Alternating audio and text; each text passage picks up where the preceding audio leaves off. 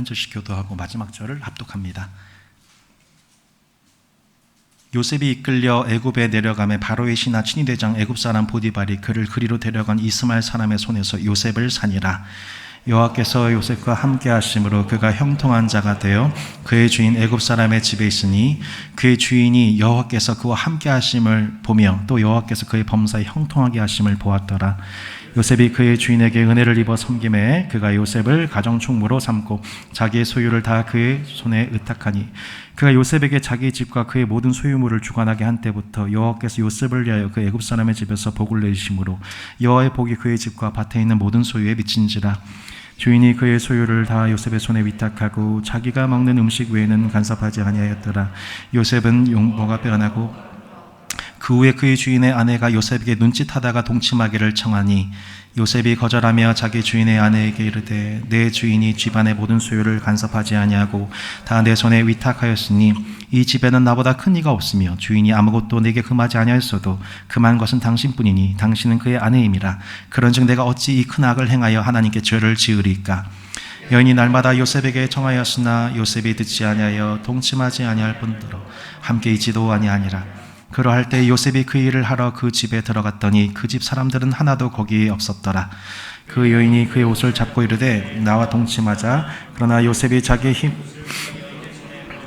밖으로 나가매 그 여인이 요셉이 그의 옷을 자기 손에 버려두고 도망하여 나감을 보고 그 여인의 집 사람들을 불러서 그들에게 이르되 보라, 주인이 히브리 사람을 우리에게 데려다가 우리를 그가 나와 동침하고자 내게로 들어오므로 내가 크게 소리질렀더니 그가 나의 소리질러 부름을 듣고 그의 옷을 내게 버려두고 도망하여 나갔느니라 하고 그의 옷을 곁에 두고 자기 주인이 집으로 돌아오기를 기다려 이 말로 그에게 말하 이르되 당신이 우리에게 데려온 이 히브리 종이 나를 희롱하려고 내게로 들어왔으므로 내가 소리질러 불렀더니 그가 그의 옷을 내게 버려두고 밖으로 도망하여 나갔나이다.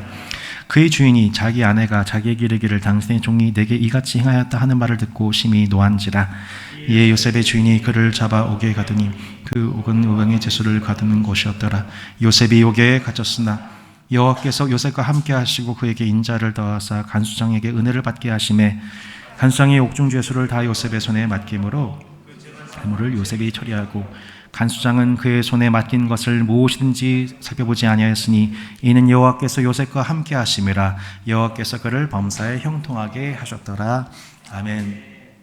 저는 창세기 39장 말씀을 볼 때마다 생각나는 영화가 있습니다. 혹시 여러분 연상되는 영화 있으신가요? 한국 사람들이 가장 좋아하는 외국 영화 쇼생크 탈출입니다. 공감이 안 되시는군요. 혹시 보셨나요?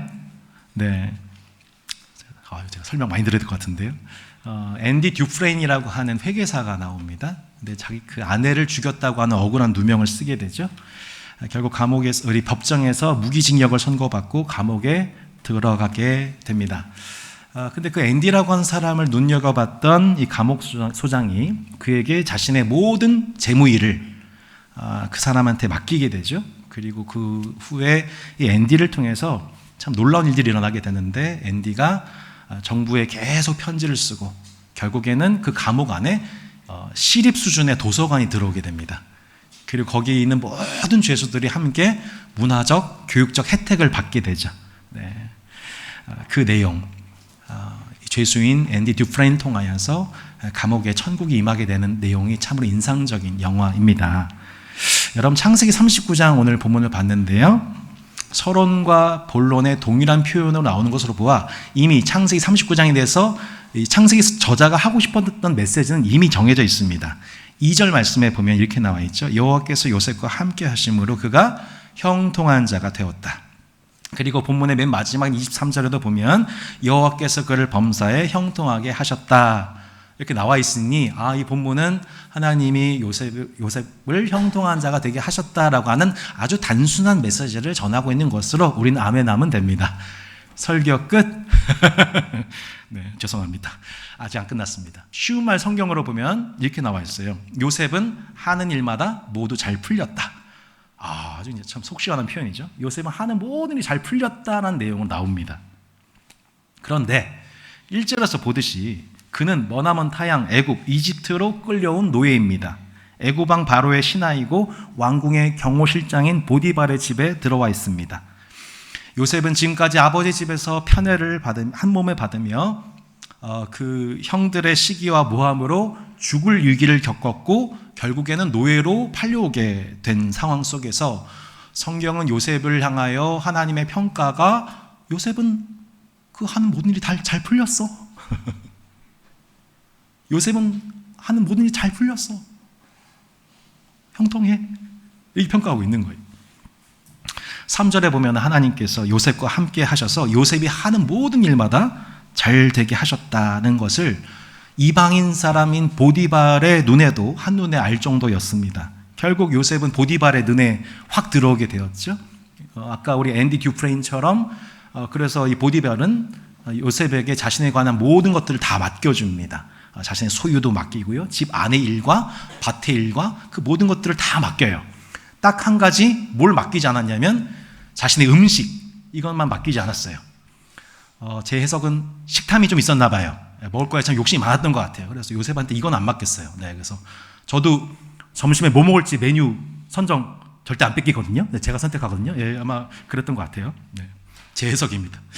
자, 여러분, 이러한 형통은요, 애굽에 들어온 요셉이 3번의 형통을 경험해요. 첫 번째는 보디발의 집에서 형통하고요, 두 번째는 어디서 형통하냐면은 감옥에서 형통하고요, 세 번째는 바로의 왕궁에서 형통해요.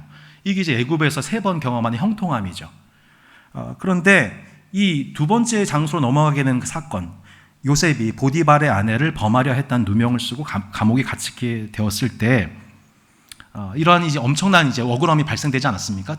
형들한테 미움을 받아가지고 구덩이에 던져지게 되는 억울함에 이어서 또 범하지도 않은 죄로 말미암아 죄수가 되어서 감옥에 가게 되었으니 얼마나 억울한 상황이에요. 근데 그 감옥은 왕의 죄수들만 가둬두는 감옥이었어요. 그리고 왕의 친위 대장이었던 보디발의 집에 그 감옥이 있었어요. 그리고 요셉이 거기로 들어가게 되는 거예요. 자, 그렇게 사랑받는 자녀에서 노예의 신분이 되었고, 노예의 신분에서 사형수로 이렇게 요셉의 신분이 수직 하강하고 있는 것을 보게 됩니다. 이게 선명한 그림이죠.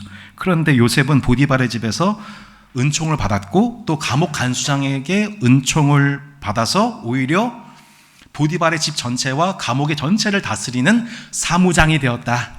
예, 오늘 천성대 형제가 사무장이 되었는데 이름을 천 요셉으로 해야 될 것 같습니다. 이 사무장 요셉에 관한 얘기가 오늘 때마침 오늘 이렇게 등장하고 있네요.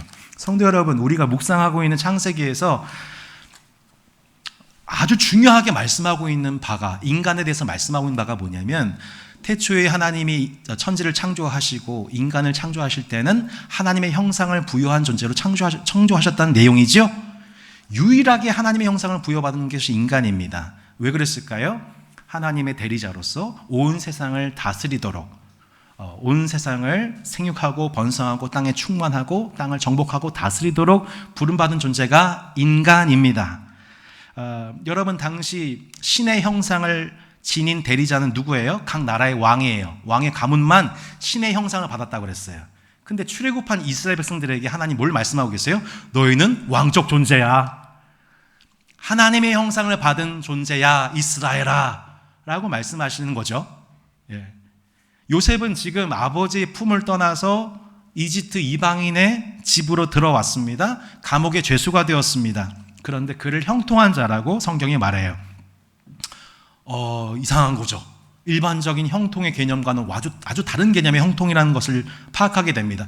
우리가 생각하는 형통은 무엇입니까? 먹고 살고 거주하는 데 부족함이 없고, 자녀들이 잘 교육받고 제때에 출가해서 또 다른 자녀를 낳고 건강하게 성장하고, 그래서 되도록 무병장수하다가 고통 없이 죽는 것, 야, 그 인생 보면서 야, 만사 형통하다, 부럽다, 이렇게 얘기합니다. 그게 세상에서 말하는 형통이죠. 근데 성경에 말하는 형통이 조금 이상하지 않습니까? 개념이 좀 다른 것 같아요. 제가 발견한 형통의 개념은 이런 겁니다. 하나님께서 세상을 지으시고 그 모습을 보기 좋다고 하셨죠. 그리고 하나님이 남자와 여자를 만드시고 그들로 세상을 다스리게 하셨을 때 하나님이 심히 보시기에 좋았다라고 평가를 합니다. 즉, 하나님의 형상을 지닌 자를 통해 온 세상에 하나님의 통치가 회복되고 있는 그 모습, 그 과정과 결과를 보면서 성경은 이것을 뭐라고 얘기합니까? 형통이라고 합니다. 할렐루야. 뭐라고요? 하나님의 통치가 나타나는 과정과 결과를 뭐라고 그래요? 형통이라고 그래요. 세상이 말하는 형통과는 매우 구별되죠. 여러분 이 개념을 기억하셔야 돼요. 그러한 의미에서 요셉은 어떤 사람이었어요? 형통한 사람이었어요. 형통한 사람이었어요. 요셉이 등장한 순간 보디발의 집이 하나님의 다스림을 받습니다. 요셉이 감옥에 들어간 순간 감옥이 하나님의 다스림을 받습니다. 세상적인 기준으로 형통하다 평가해도 하나님의 보시기에는 악할 수 있습니다. 아주 악할 수 있습니다. 보시기에 좋지 않아 보일 수가 있어요. 아무리 형통해도. 근데 반면 노예로 팔리고 감옥에 갇혀도 하나님 보시기에는 형통하다라고 말씀하시는 것이에요. 지금 요셉은 형들에게 미움을 받고 아버지에게 죽은 아들이 되어 버린 고아와도 같습니다.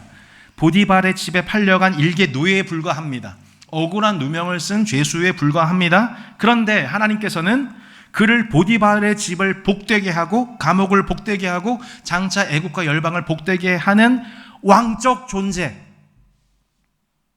노예가 아니라 죄수가 아니라 너는 왕이야. 나는 너를 왕으로 임하고 왕으로 너를 파송했어. 나는 너의 삶을 형통케 하고 있어라고 하나님은 말씀하고 계신 것이죠. 여러분 만약 요셉이 아버지 야곱의 편애를 받고 있던 그 가나안 땅에 머물고 있었더라면, 형들이 시기하고 있는 그 고향집에 머물고 있었더라면 요셉의 이러한 왕권이 나타날 수 있었을까요? 그렇지 못하죠. 요셉이 왕적 존재로서 세상 한복판에서 하나님의 다스림을 나타낼 수 있었을까요?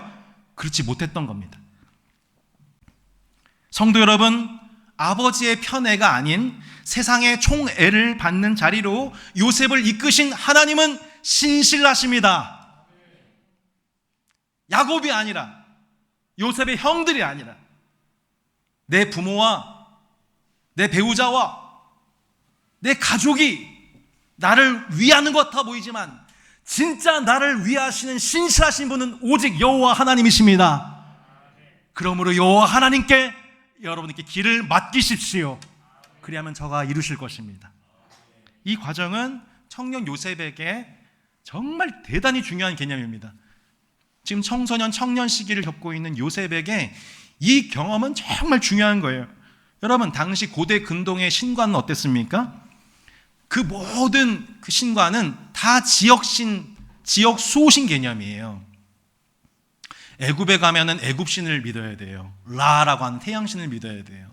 바벨론에 가면은 벨과 느보라고 하는 벨신을 믿어야 돼요. 왜냐면 그 지역에 들어갔으니까. 네. 그래서 그 지역에 들어가면 그 신을 섬기고 그 신이 우리를 보호해주고 그 신을 은총을 받아낸다는 것이 그게 그 당시의 사회 룰이에요. 우리가 이제 11월부터 다니엘서를 묵상하거든요. 다니엘서 1장에 보면은 여러분 그 왕의 산의 진미를 거부한 다니엘 사건 아시죠? 왜 그랬을까? 저는 되게 의문 들죠. 산의 진미인데 맛있었을 텐데 왜 안 먹었을까? 그냥 먹고 그럼 먹고 잘 관리 운동해서 얼굴빛 광택 나면 좋은 거 아닌가? 그런 묵상 했잖아요. 저만 그렇군요. 예. 근데 왜 채식을 그렇게 선택했을까? 그 왕의 산의 진미는 뭐예요? 왕의 성찬이에요. 여러분 우리가 예수님의 떡과 포도주를 기념하는 것은 우리는 예수님의 사람입니다. 우리는 예수님의 한 가족입니다. 라는 것을 인정한 행위죠. 마찬가지로 그 왕의 산의 진미를 먹는 건 내가 누구 신에게 속한 존재? 바벨론이 믿는 바벨 신에게 벨이라는 신을 속한 자가 되었다는 의미예요. 그래서 다니엘이 그 음식을 거부했다는 것이죠. 본문의 요셉을 보세요. 가나안을 떠나 지금 애굽으로 들어온 사람 요셉을 복되게 한 것은 애굽의 신이었습니까? 아니면 여호와 하나님이었습니까? 네, 바로 그겁니다. 요셉은 애굽으로 들어와 있지만 그 요셉을 복되게 한 것이 애굽에서 평상시 보디발과 사람들이 믿던 애굽의 신이 아니라 그 요셉이라고 하는 히브리 사람이 믿고 있는 여호와라고 하는 하나님이 그를 복되게 하셨고 그 복되게 하심이 그 집안 전체에게로 임하게 하는 것을 누가 보게 된 것입니까? 보디발과 온 집안 사람들이 보게 된 것입니다. 요셉을 복되게 하심으로 자신들을 복되게 하시는 하나님이 마침내 애굽 한복판에서 이방인들에게 소개되는 장면이었던 것입니다. 여러분 한참 이전에 애굽에 들어갔던 증조 할아버지 아브라함의 때에 애굽 한복판에서 어떤 일이 일어났었습니까? 아브라함의 아내 사라를 취하려 했던 애굽 왕이 혼쭐납니다. 누구에게요? 애굽 신에게요? 아니요. 아브라함이 경외하는 여호와 하나님이 그 사라를 취하려고 하는 애굽의 왕을 혼쭐을 내십니다. 그 집안에 재앙을 내리십니다. 훗날 모세를 통해서 하나님 여호와 하나님이 애굽 한복판에서 저들에게 10번의 재앙을 내리지 않으셨습니까? 지역신의 개념을 완전히 깨뜨리시죠. 여러 신들을 겸하여 섬기는 다실론국과 애굽 한복판에서 여호와 하나님은 그 영광을 이스라엘과 또한 애굽의 모든 사람들에게 영광을 나타내셨습니다. 아울러 이스라엘에게 뭘 요구하세요? 자신을 지역신의 하나 정도로 취급하여 믿으려고 하는 우리의 잘못된 예배와 신앙을 회개하게 하십니다. 여호와 하나님은 유일한 하나님이십니다. 참 하나님이시며 참 인간이시 되신 예수 그리스도만이 우리의 유일한 구원자이십니다. 이것을 고백하고 증거하는 우리의 예배와 선교를 통해 주님은 영광을 받으십니다. 머나먼 타국의 보냄을 받아 여호와 하나님의 존재를 드러낸 요셉과도 같이 우리는 그렇게 오늘 주 예배를 드린 우리는 그분의 보내심을 받아 각 지역과 가정과 직장으로 우리는 보냄을 받는 것입니다. 여러분, 하나님은 그렇게 저와 여러분을 형통하게 하시는 분이십니다. 그 형통은 나를 중심으로 한 인생의 형통, 성공을 의미하는 것이 아닙니다. 철저하게 하나님 나라 중심의 형통입니다. 하나님은 하나님의 일을 형통하게 하십니다. 요셉을 통해 하나님의 일이 형통해지고 있었습니다. 하나님은 얼마든지 그 스스로 일할 수 있는 분이시지만 성경은 우리에게 분명하게 교훈합니다. 하나님은 하나님의 사람들을 통해 하나님의 일을 형통하게 하십니다. 왕의 형상을 받아 그의 통치를 행사하는 자들에게 복을 주십니다. 세상을 복되게 하십니다. 그리고 마침내 이방인들이 그 주목이 하나님께 돌려짐으로 그분의 이름에 합당한 영광을 받으신 것, 이것이 하나님의 일입니다. 2주 전에 이 종교개혁주의를 앞두고 야곱의 종교개혁이라고 하는 주제로 말씀을 나누었었습니다. 이 말씀을 나누고 제가 그런 얘기했죠. 2주 동안 하나님께서 우리 공동체와 개인의 은밀한 우상들을 발견하는 그 은혜가 있기를 바란다고 제가 선포했었죠. 저도 2주 기간 동안 하나님이 제게 보여주셨던 그 안주의 우상을 지난주 제가 고백하지 않았었습니까? 한 형제가 저한테 연락이 와서 이제 이런 교제 중에 이런 고백을 해주었습니다. 목사님, 저도 몰랐는데 제 안에 우상이 있었습니다. 제 안에 우상이 있었습니다. 자신에게 굳이 주어지지 않아도 되는 특정 물질에 대한 마음의 우상이 있었다는 것을 설교 듣고 기도 중에 깨닫게 되었습니다. 였습니다. 그 물질에 대한 사랑이 하나님을 향한 사랑을 쉽게 만들고 또한 미래에 대해서 염려하게 만들고 현재에 대해서 불만족하게 하고 있는 잉태하는 씨앗이라는 것을 알게 되었다는 거예요. 근데 그 고백 후에 또 하나의 고백이 저한테는 매우 의미심장하게 다가왔습니다. 그 형제에게서 아주 의미심장한 변화가 일어났습니다. 그게 무엇이냐?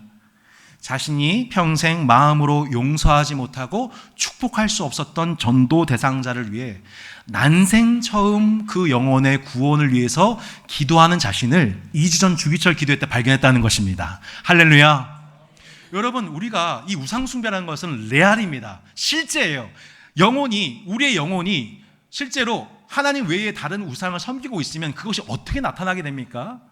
여러분, 하나님에 대한 불만족, 현실에 대한 불만족으로 나타납니다. 이웃에 대한 메마른 마음으로 나타나게 됩니다. 하나님의 복의 통로로서 살지 못하게 되는 거예요. 그 결과가.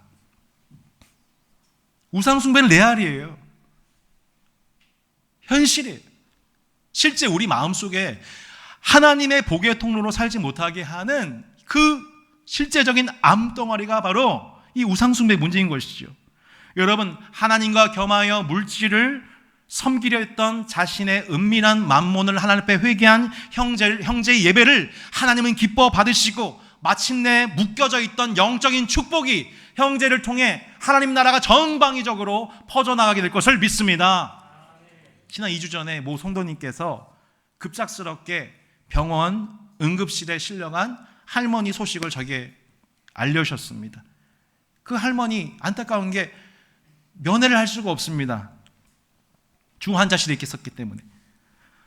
뭐가 후회가 됐냐? 왜 내가 진작에 복음을 전하지 못했을까? 할머니에게. 하나님 앞에 회개하게 되었다면서 제게 죄 고백을 하셨습니다. 그리고 복음을 전할 수 있는 기회를 주시기를 함께 기도했습니다. 와, 하나님의 역사가 얼마나 빨리 진행되는지 할머니의 증세가 급속도로 호전이 되어서 일반 병실로 옮기게 되었습니다. 이후 이 성도님께서 매일같이 할머니의 병원을 오고 가면서 할머님께 말씀을 읽어드리고 기도하는 신방사역이 지금 현재 진행되고 있습니다. 그때마다 할머니가 얼마나 좋아하시는지, 그리고 그 병원의 문을 나올 때마다 하나님께서 이런 마음을 주신대요. 딸아, 오늘도 애썼다, 사랑한다. 이분이 다산동에 이사한 지 얼마 안 되셨는데 계속해서 동네의 새터민들을 보여주시더래요. 어린 자녀를 보육하며 살아가는 중에 남편이 자신을 버리고 떠나 하염없이 눈물을 흘리고 있는 자매를 품고 할 수 있는 게 기도밖에 없는 거죠. 참 감사하게도 이 기도 응답 속에 얼마 전 새터민 성도들이 함께 모인 교회로 이 자매님 처음 출석하게 되셨다고 합니다. 할렐루야. 하나님의 다스림인 거죠. 하나님의 다스림이 전방위적으로 나타나도록 부름받은 것, 이거 누리도록 축복하신 삶이 성도의 영광이요 즐거움이요 찬송인 줄로 믿습니다.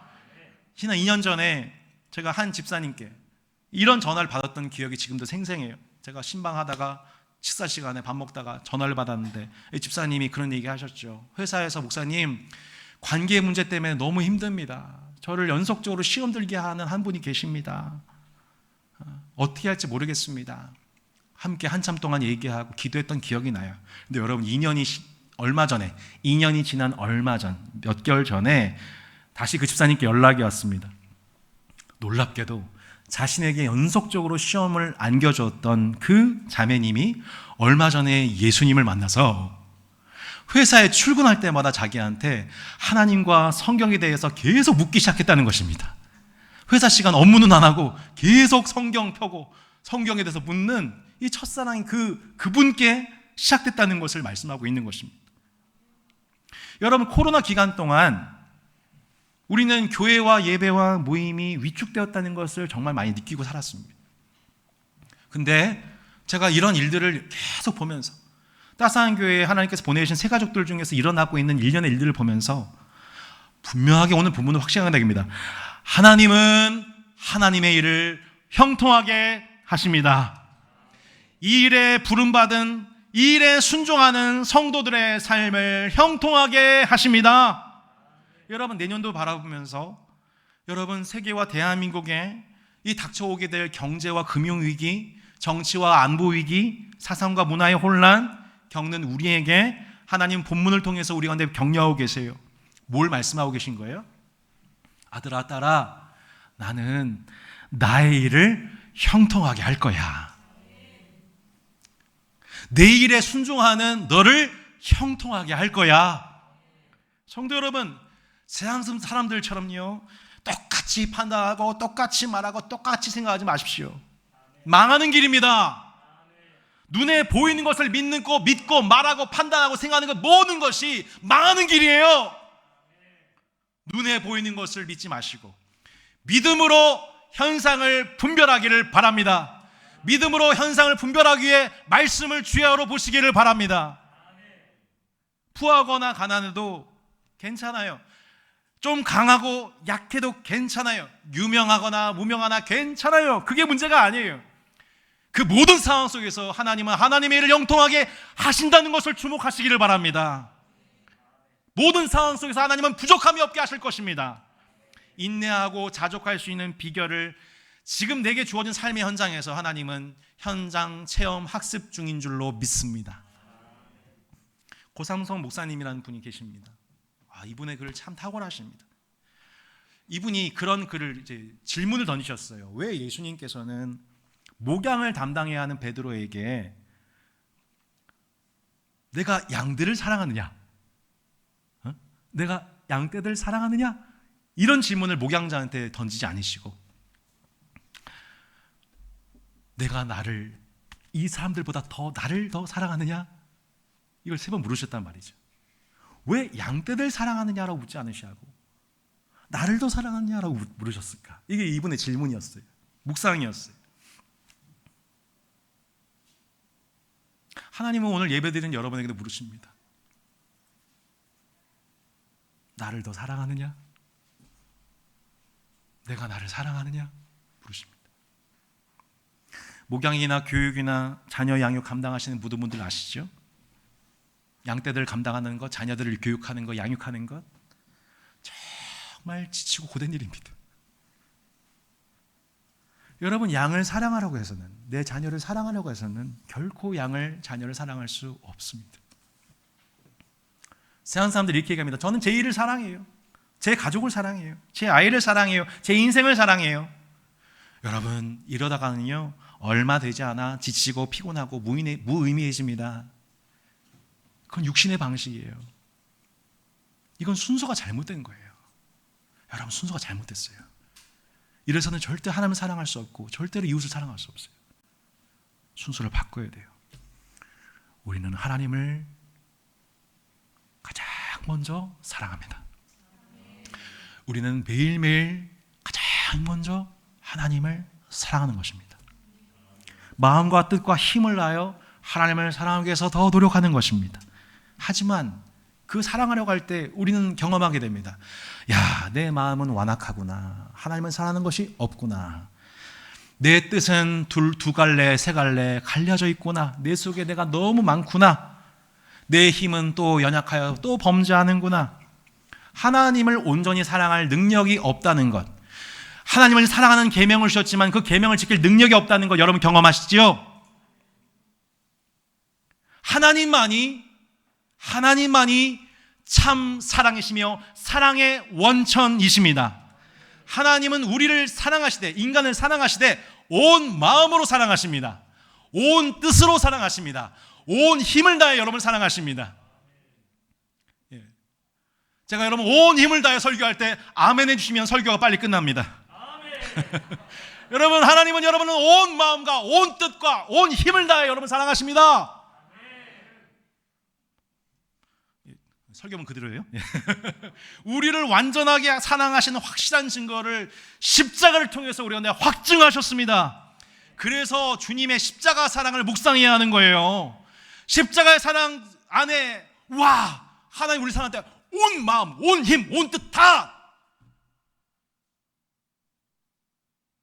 0.1%의 불순함도 없이, 나뉘어진 마음 없이 우리를 사랑하신 거예요. 그 사랑을 묵상할 때야 우리는 그 완전한 사랑 안에서 그 주님 안에, 이 사랑 안에 있는 생명과 평안과 지혜와 기쁨을 누리게 되는 것입니다. 하나님이 공급하신 그 사랑으로서 하나님을 사랑하는 법을 배우기 시작합니다. 그리고 그 하나님을 사랑해 주고받음 속에서 나를 사랑하신 하나님과 더불어 내가 사랑하는 주님과 더불어 그 사랑의 주고받음 속에서 내 옆에 있는 형제와 이웃에게 그 사랑이 자연스럽게 흘러가게 되는 거예요. 그래서 우리가 결과적으로 어떻게 되냐? 내가 무엇을 하든 상관없고, 누구와 있어도 상관없고, 언제도 상관없고, 어디도 상관없고, 밤이나 낮이나, 기분이 좋을 때나 잡칠 때나 상관없이 하나님을 사랑하고 이웃을 사랑하는 자유를 누리게 됩니다. 사랑이 자유입니다. 사랑이 능력입니다. 오직 자유케 된 자만이 사랑할 수 있습니다. 복음 안에서 여러분 사랑하는 자유를 누리신 여러분 되시길 바랍니다. 한 주간 본문을 계속 묵상하면서 제가 이 39장 보면서 내내 들었던 질문은 그겁니다. 이 창세기 이 본문은 이미 너무 익숙해진 본문이기 때문에 참 부담이 되게 돼요. 설교하는 입장에서. 내내 들었던 질문이 뭐냐 이거예요. 창세기 37장에서 요셉은 참 어린아이 같았잖아요. 자기 중심적으로 말하고 꿈을 얘기하고 그러다가 형제들한테 미움을 받았단 말이죠.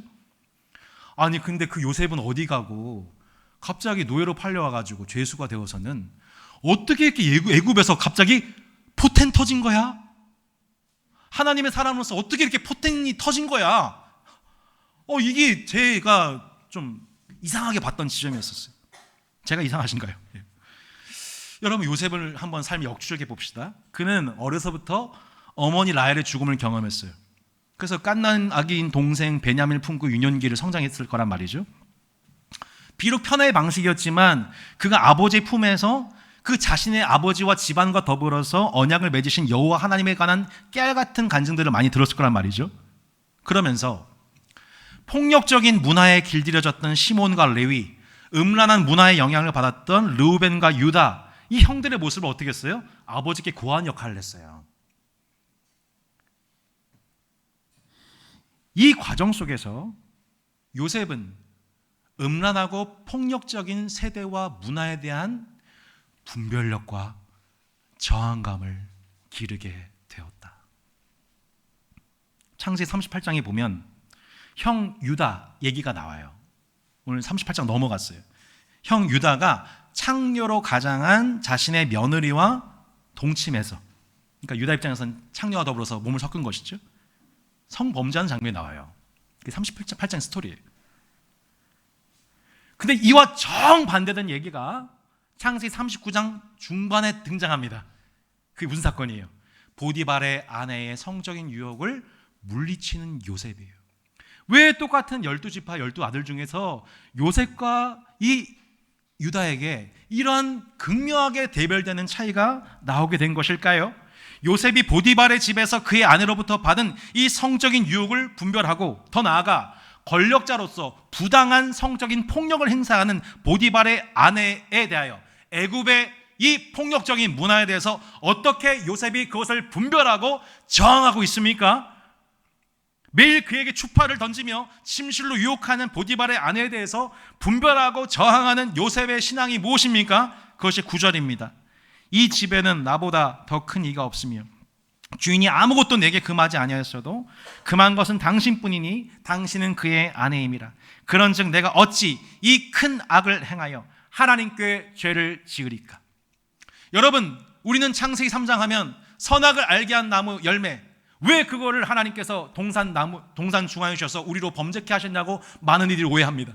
하지만 선악을 알게 한 나무는 우리를 범죄케 하시기로 하신 것이 아니라 오히려 하나님을 망각하고 그 계명을 잊어버리지 않고 하나님의 거하도록 하신 하나님의 선한 뜻 속에서 주어진 첫 번째 유일한 계명이었습니다. 선악을 알게 한다는 것은 무슨 뜻이에요? 선과 악을 판별하는 절대적 기준은 오직 하나님께 있다는 것을 인정하는 것입니다. 그런 의미에서 볼 때 여러분, 창세기 3장의 그 사건은 우리에게도 유효합니다. 지금 창세기 39장에서 요셉 앞에 선악을 알게 한 나무가 주어져 있는 것입니다. 애굽에서는 이게 죄가 되지가 않습니다.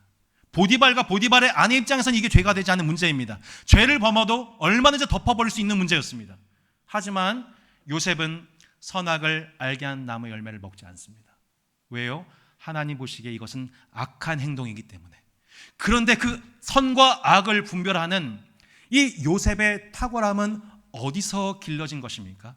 평상시 그 가나안의 문화, 음란하고 폭력적인 문화를 경험하고 있는 형들의 모습을 보면서 그것에 동조하지 않고 아버지께 그것을 고하고, 그리하여 청소년 시기부터 세상 문화에 대한 분별력과 저항감이 심겨졌던 요셉의 지난 삶 속에 이 본문이 재해석될 수 있는 것입니다.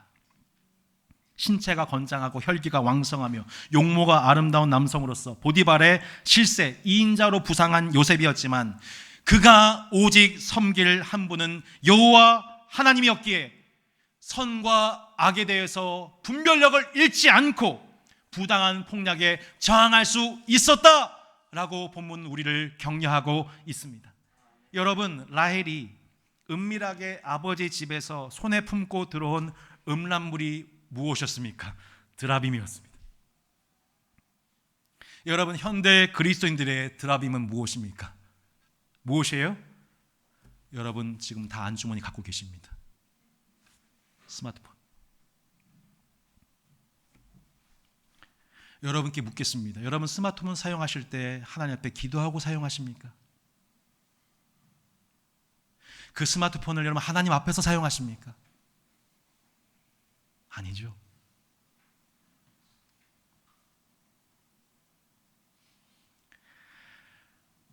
우리가 식사 앞에서, 그 음식 앞에서 하나님을 기념하고 음식을 감사하듯, 하루의 일상과 직장의 일을 앞두고 우리가 하나님 앞에 먼저 기도하고 하나님 나라의 통치를 구하듯, 우리가 문화생활을 할 때, 스마트폰을 쓸 때 하나님, 이것은 하나님이 내게 허락하신 기회입니다, 하나님이 허락하신 물질입니다, 하나님 앞에서 이것을 사용하기 원합니다라고 기도하십니까? 아니면 애굽과 가나안의 음란하고 폭력적인 문화가 그대로 수용되고 아무런 저항감 없이, 아무런 분별감 없이 그대로 세상에 대해서 아멘하고 수용하는 그 일에 여러분 스마트폰을 활용하고 계시지 않으십니까? 그것이 우리가 현대 그리스도인들이 하나님 앞에 품고 있는 드라마인 것입니다.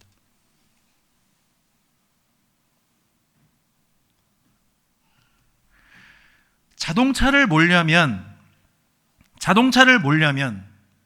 우리가 운전에 관한 기본적인 문화, 교통에 대한 기본적 문화에 대한 이해와 그것에 대해서 필기시험과 실기시험과 실전을 통하여서 우리가 자격을 얻게 되는 것처럼, 스마트폰을 사용함에 있어서 분별과 저항이라고 하는, 분별력 있게 저항감 있게 그것을 사용한 흔적이 없다면, 그 훈련이 없다면 우리는 스마트폰을 사용할 자격이 없는 것입니다. 무분별한 정보를 클릭하고 그 영상의 내용들을 신뢰하고 정서의 지배를 당하지 않는 길은 오직 분별과 저항뿐입니다.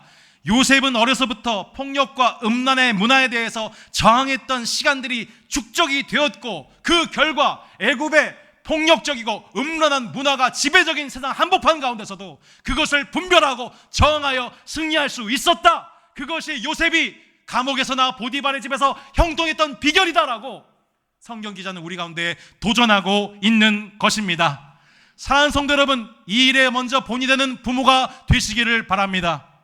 우리 자녀들에게 이 분별력과 저항감을 길러줄 수 있는 그런 교회로서, 가정으로서 성별되는 종교개혁 주일이 되시기를 바랍니다.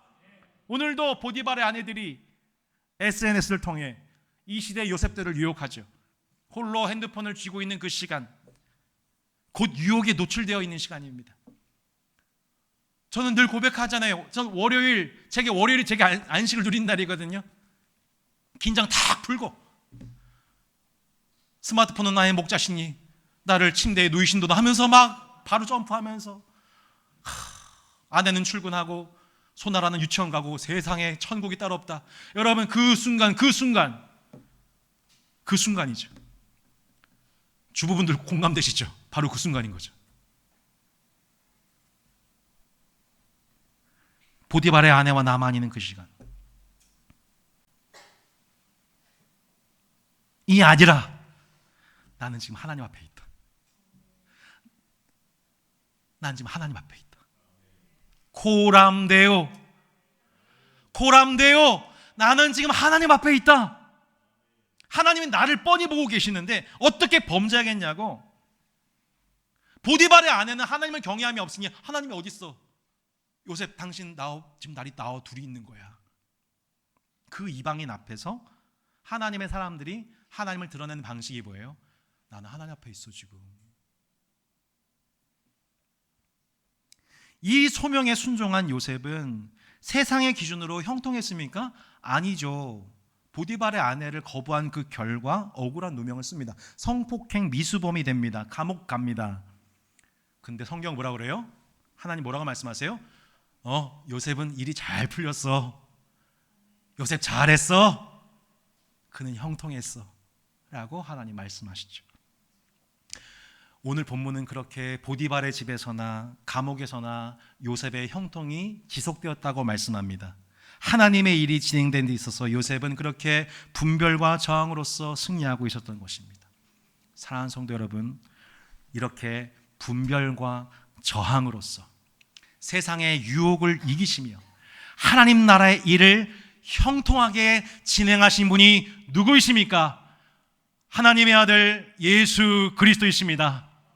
여러분, 하나님 아버지는 아들을 축복하십니다. 그리고 아들은 아버지께 순종합니다. 마찬가지로 우리가 하나님의 아들로서 순종할 때 하나님은 우리를 형통케 하실 것입니다. 아버지는 여러분을 축복하실 것입니다. 그러나 그 아들이 아버지의 뜻에 순종하지 않을 때는 뭐예요? 징계하는 거예요. 징계하는 거예요. 근데 여러분, 예수님 보십시오. 그 과정 속에서 아무런 징계가 없습니다. 계속 하나님 나라의 전진이 되고 전진됩니다. 형통합니다. 왜요? 아버지께 순종하기 때문에. 사람들이 환호하는 인기와 명예와 권세를 연속적으로 확보하고 형통한 세속적인 왕의 영광을 걷는 길이 아니었어요. 마태복음을 보시면 마태복음 우리한테 말하고 있습니다. 그분은 진짜 왕으로서 걸어야 할 길을 걸어가셨다. 백성들의 생명과 회복을 책임지는 왕이기에 오히려 그분은 노예가 되셨다, 죄수가 되셨다, 모함과 억울함을 당하셨다. 그 좁은 길을 끝까지 걷지 못하도록 유혹하는 세상과 마귀의 유혹과 폭력에 대해서 우리 예수님은 끝까지 분별하고 저항하셔서 마침내 십자가에서 왕으로서 죽으셨다.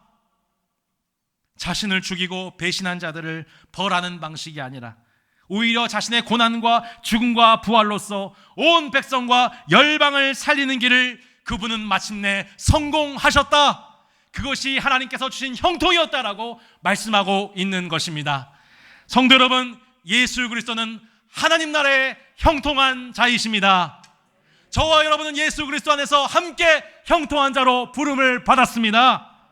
이 복을 지속적으로 받는 비결이 무엇입니까? 바로 분별과 저항입니다. 이 분별과 저항, 이 두 가지 키워드를 가지고 우리가 종교개혁 기념주를 통해 하나님께 영광을 돌립시다. 오늘 아침 149명의 끔찍한 이 사상을 난 이 거리에서 그 심정지 당한 사람들을 바라보면서 응급처치를 병원 차가 오고 있는데 그 앞에서 춤을 추고 소리를 지르고 박수를 치는 사람들, 이런 무분별한 모습. 제가 이 모습 보면서 저는 할로윈 데이 자체에 대해서 말하는 게 아니라 목회자로서 오늘 아침에 하나님 앞에 회개하게 된 점이 있습니다. 하나님, 지난주에도 저희 그 아파트에서 할로윈 파티를 대대적으로 하는 거, 사람들 많이 모르는 걸 보게 되면서, 그리고 어느 지역, 남양주에도 막 이 지역 저 지역에서 다 할로윈을 기념하고 있는 모습을 보면서 너무 마음이 아팠어요. 행정적으로 지금 누군가한테 책임이 있다는 얘기가 아니라 이게 영적으로 목사로서, 교회로서 대안적인 복음적인 생명과 사랑과 평화를 논할 수 있는 그 거리 문화를 창조하지 못한 교회가 잘못했습니다. 얼마든지 생명과 평화와 주님이 주시는 복음을 기뻐하면서 간접적으로 그것을 맛보게 하고, 야, 이런 아름다운 문화를 주신 분이 하나님이시구나, 저 사람들 통해서 이렇게 그 하나님 나라를 맛보게 할 수 있는 그런 문화를 우리가 창조하지 못한 그 일로 세상은 그것을 다 따라가고 있었구나. 사랑하는 성도 여러분, 우리가 오늘 이 아침에 이 사건을 보면서 이 분별력을 잃어버린, 이 저항감이 없는 우리 다음 세대를 바라보면서 어떤 특정 대상을 공격하는 것이 아니라 우리가 하나님 앞에 우리 죄를 회개할 수 있는 종교개혁주의 되기를 바랍니다. 우리가 다음 세대들을 바른 복음으로, 바른 복음적 문화로, 심지어 하나님 알지 못하던 자들도 하나님의 다스림을 경험할 수 있도록 우리를 사용하여 주옵소서. 다산 신도시와 남양주에 있는 다음 세대들이 생명과 평화의 복음을 경험할 수 있도록 복음적 문화를 양산하는 교회가 되게 하여 주옵소서. 함께 기도하는 오늘 종교개혁 기념주일이 되었으면 좋겠습니다. 우리 함께 세 가지 기도 제목을 읽고 함께 찬양하고 기도하겠습니다. 오늘 우리가 하나님 앞에 세 가지 기도 제목 가지고 기도하고 하나님 앞에 회개의 찬송과 기도를 올려드렸으면 좋겠는데요. 같이 함께 기도 제목 읽겠습니다. 시작. 아멘.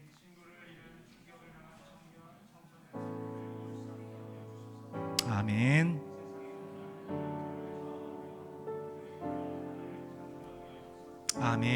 오늘 함께 이 세 가지 기도 제목 삼아 함께 하나님 앞에 찬양드리고 기도했으면 좋겠습니다.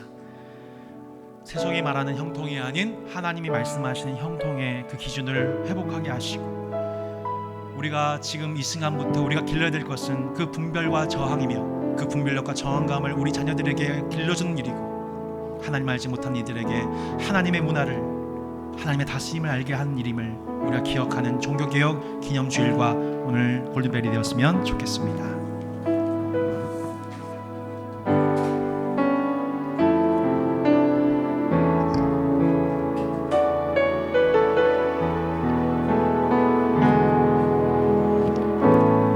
의지했던 모든 것 변해가고 억울한 마음은 커져가네.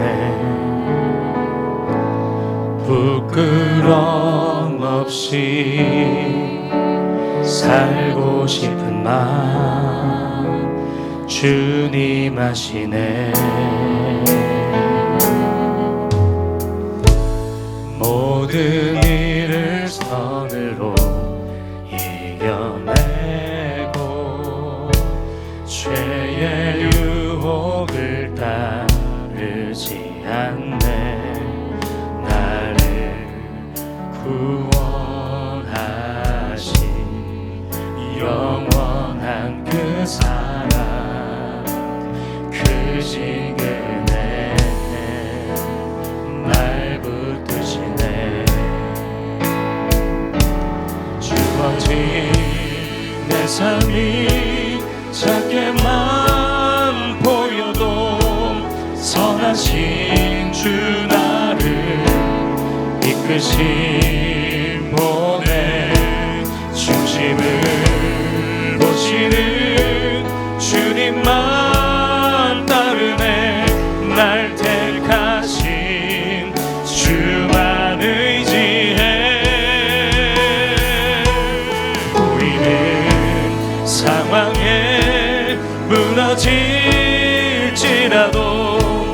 예수 능력이 나를 붙드네. 보이지 않아도 주님만 따르네. 내 평생 주님을 노래하리라.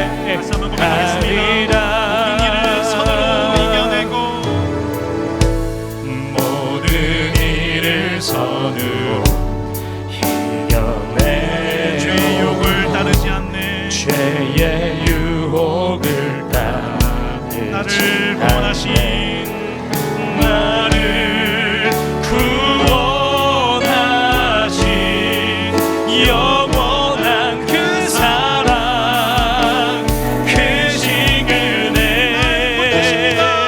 날 붙드시네. 주어진 내 삶이 작게만 보여도 선하신 주 나를 이끄신 곳에 중심을 보시는 주님만 따르네. 날 택하신 주만 의지해. 보이는 상황에 무너질지라도 예수 능력이 나를 붙드네. 보이지 않아도 주님만 따르네. 내 평생 주님을 노래하리라.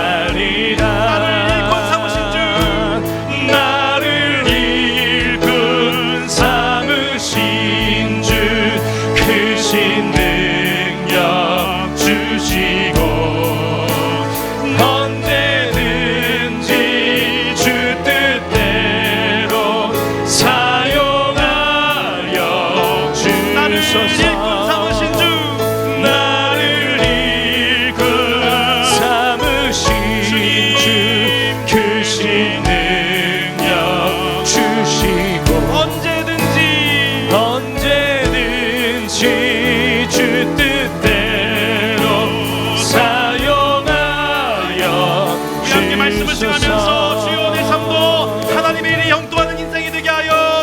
주시옵소서.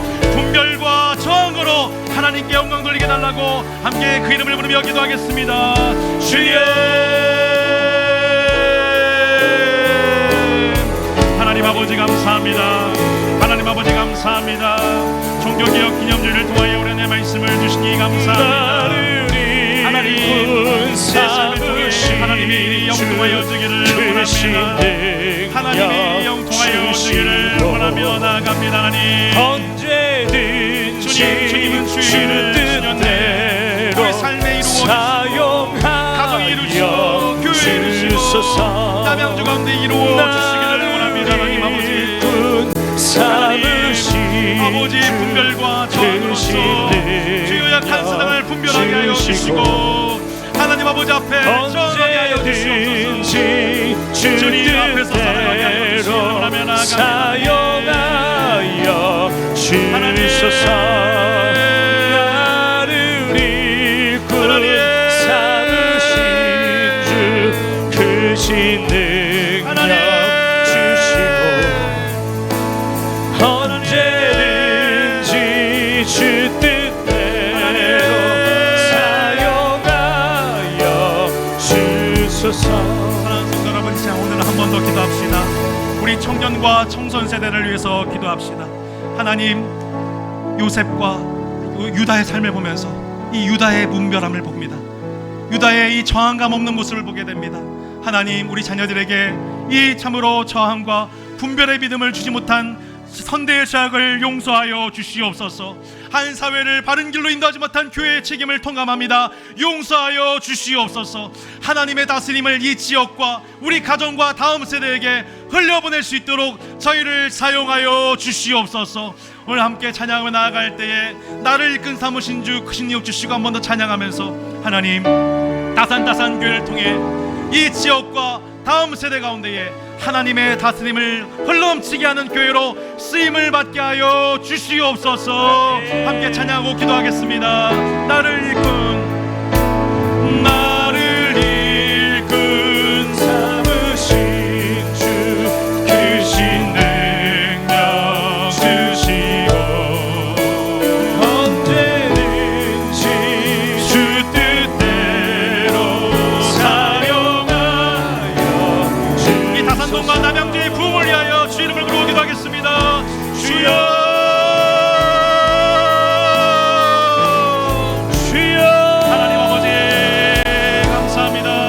하나님 아버지 의지합니다. 회개합니다. 우리 다음 세대들을 아버지들에게 바른 분별력과 바른 아버지 저항감을 주지 못했던 저희들의 양육 방식과 저희들의 연약함을 회개합니다. 회개하기 원합니다. 도와주시옵소서. 하나님의 아들들로서 영통한 복을 누릴 수 있도록 인도하여 주시옵소서. 하나님 회개합니다. 하나님 앞에 회개합니다. 주님, 하나님 회개합니다. 용서하여 주시옵소서. 하나님 용서하여 주시옵소서. 아버지, 저희를 사용하여 주시옵소서. 주여, 저희를 사용하여 주시옵소서. 하나님,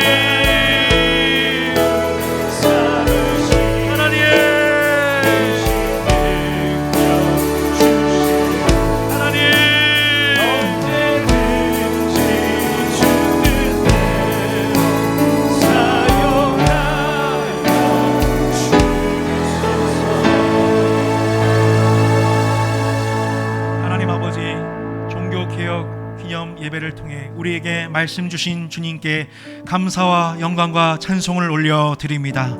하나님, 우리 다음 세대들을 하나님 아버지 분별하지 못하게 하고 하나님 아버지 저항력을 잃은 백성으로 하나님 만들게 한 책임이 다름 아니라 주의 몸된 교회 중직자들과 목사에게 있음을 하나님 앞에 인정하며 회개합니다. 하나님, 오늘 아침에 어젯밤 일어난 이 일에 대한 책임이 다름이 아니라 하나님 이 세대를 분별하지 못한 저항감을 길러지 못한 선대의 책임이요 교회의 책임임을 동감하며 회개합니다. 용서하여 주시옵소서.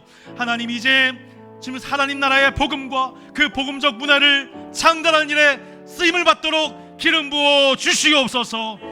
하나님, 그 기름 부음 받기를 원합니다. 성령의 충만함 받기를 원합니다. 하나님, 다음 세대들, 하나님을 알지 못했던 많은 이들이 하나님의 다스림을 보고 여호와 하나님께 영광 돌리도록 요셉처럼 쓰임을 받게 하여 주시옵소서. 이 일에 형통한 교회가 되게 하여 주시옵소서. 이 일에 형통한 각 인생이 되게 하여 주시옵소서. 하나님, 오늘 사랑하는 자녀들을 황망하게 잃어버린 유족들의, 그 부모님들의 마음을 위로해 주시고, 정신적인 충격을 받은 청년과 청소년들의 마음을 위로하여 주시고, 그들에게 기도자들과 전도자들을 붙여주시고 교회를 붙여주셔서 주님의 위로와 자비의 손길이 각 가정마다 임하게 하시며, 사회적 혼란이 종식되도록 우리 모든 위정자들에게 지도력을 허락하여 주시옵소서. 주 예수 그리스도의 은혜와 하나님 아버지의 영원하신 사랑하심과 성령님의 교통하심이 오늘 종교개혁 기념주일 창세 39장의 말씀을 우리가 믿음으로 받으며, 이제 형통의 비결이 분별과 저항에 있음을 믿고 우리 자신이, 또한 우리의 요셉들이 그 분별과 저항하는 이 땅의 프로테스탄트로서, 종교개혁의 후예로서 이 땅을 지키며 이 땅을 복되게 하며 하나님의 다스림을 알리는 일에 쓰임받기를 소망하는 여기 모이는 성도 한삼산 머리 위에, 다산과 남양주 위에, 대한민국 위에, 청년과 청소년 세대 위에 영원토록 함께 계실지어다. 아멘. 하나님 아버지 감사합니다. 하나님 모든 영광 홀로 받아 주시옵소서. 하나님 저희를 사용하여 주시고 저희를 인도해 주시옵소서. 분별과 저항으로서 하나님 아버지, 하나님 나라의 형통한 복을 누리는 저희가 될 수 있도록 인도하여 주시옵소서.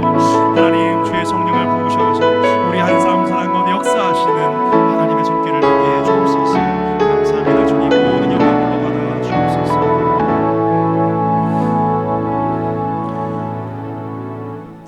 우리와 우리 세대에, 우리 다음 세대에 복을 주시고 영광 받으실 주님께 박수로 영광 올려드립니다.